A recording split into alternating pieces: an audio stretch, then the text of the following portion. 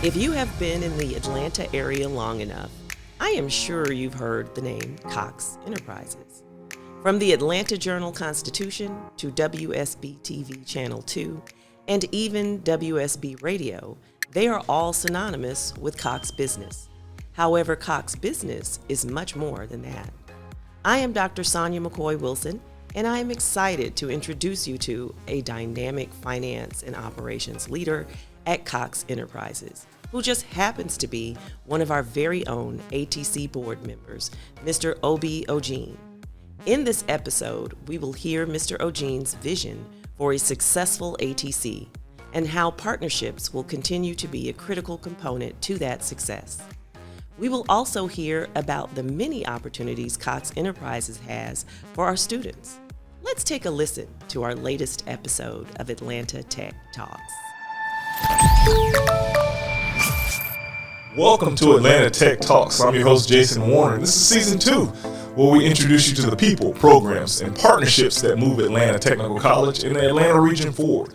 I'm excited because we have an amazing show today. Not only do we have our guest is a business leader, operations and finance leader at Cox Enterprises, but he's one of our board members at Atlanta Technical College. So I'm excited for Mr. Obie Ogene to be here. Welcome, sir. How are you? I'm doing great. Happy to be here. All right, we're happy to have you here because this is an Atlanta staple, right? Mm-hmm. Cox Enterprises, but I mean, you guys are pretty much all over. Mm-hmm. When most people think about Cox Enterprises, mm-hmm. they think about the Atlanta Journal-Constitution, mm-hmm. WSBTV, WSB Radio, mm-hmm. but it's much more than that. Talk to us about what Cox, this big mammoth thing called Cox Enterprises is. Yeah.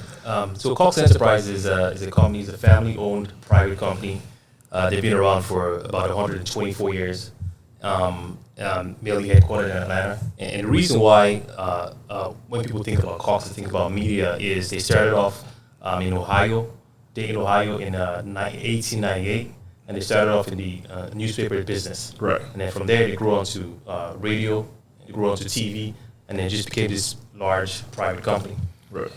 But in 2019, they actually sold off all the media aspects of the business. So radio, TV, newspaper, they sold it to a different company.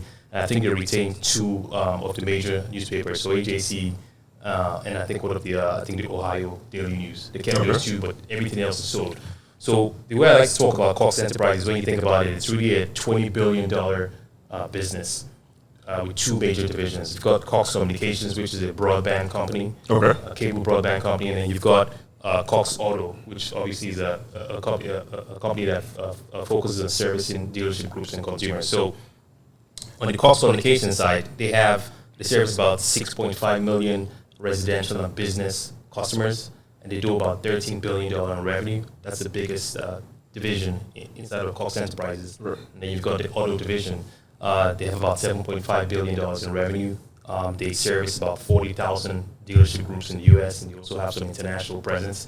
And then they service millions of consumers that want to buy and sell cars online. So that's Cox Enterprises in a nutshell. Like I mentioned earlier, they started off in media, but now lots of diversification and moving into different sectors and industries. Well, we can definitely tell you're an operations and finance guy, mm-hmm. because you definitely knew the numbers, the billions and billions and billions. Mm-hmm. And I think that's important for folks to understand when you're looking at an organization that large, and mm-hmm. even for our ATC students, mm-hmm. when they're saying, man, I would love to work for an organization, but you have to understand the scale. It's not that mom and pop store. Mm-hmm. It literally, yes, it's family owned, mm-hmm. but it's literally a multi-billion-dollar industry.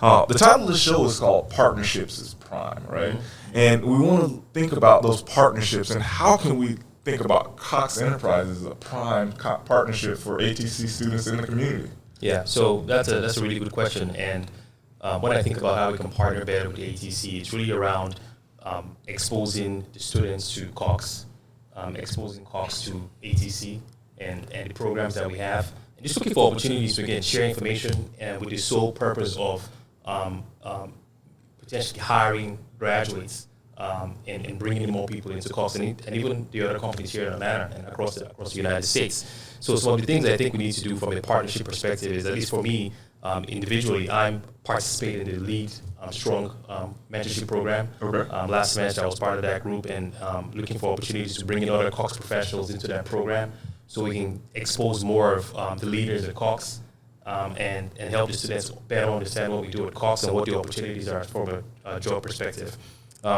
Another thing we've done is in June, we brought in a department from the Cox Auto area to come do an information session. They had a number of roles opened. Hiring was hard.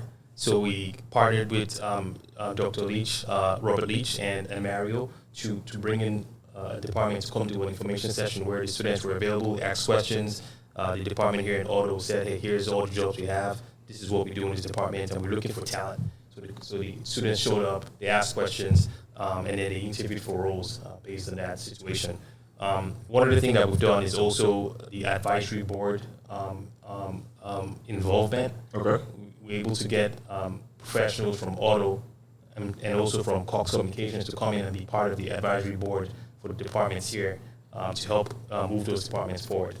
And then lastly, I think this is probably going to be the most important thing if we can get this done in 2023 is get the university relations departments over at Cox Enterprises more plugged in with ATC. Right. If we can get that done, I think it's going to be a big win where we can kind of potentially bring in co-ops and interns next summer to give them that exposure, give them that experience so they can be ready to get hired on full-time post-graduation. Awesome. So I knew a lot about the communication side. My undergraduate degrees in journalism, so we had to know about the newspaper and the media powerhouse.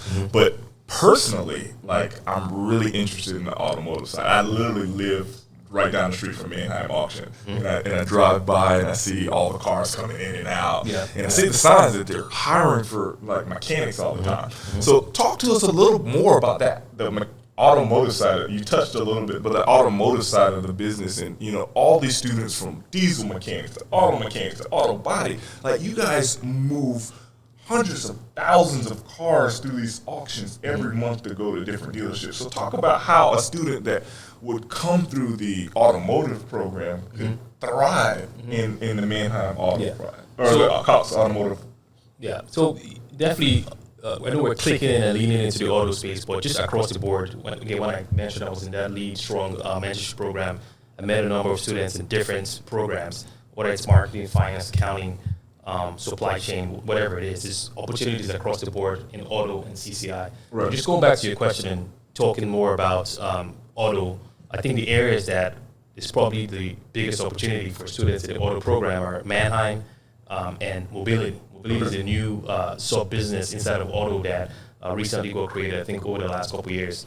And really the focus there is companies that have fleets. We help them operate and service their fleets. Right. So that's an area that I think the students can focus on. And on the Manheim side, it's really around, that's where we go operate the auctions, where dealerships can go buy and sell cars. So between those two subdivisions, there's mechanics, there's technicians, there's schedulers, there's dispatchers, there's coordinators, there's procurement roles, supply chain roles. So all these roles that people in the auto program can go look and research those two companies, learn about them, go to the job site, see what's available, apply for roles there. I think that would be a good fit for students in that program. I always say on the show, we make pandemic-proof careers and recession-proof careers, right? We just talked about, literally, in our transportation logistics program, you can do everything right there at Cox Automotive, from logistics to supply chain to the mobility. You literally talked about moving, so it doesn't have to be fixing it, but the business behind it. And I think that's so telling, that the opportunities that are here at ATC, that anything that you want to do that you can imagine, you can start right here and succeed sooner. So that, I love that.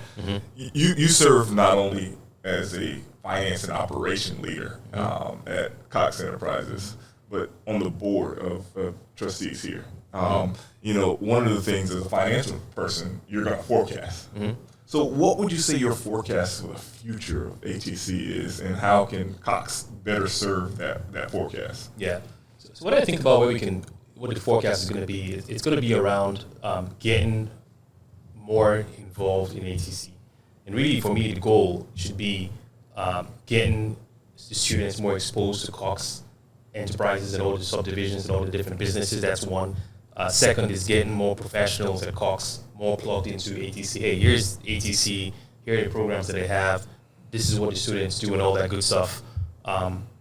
Third one is going to be around,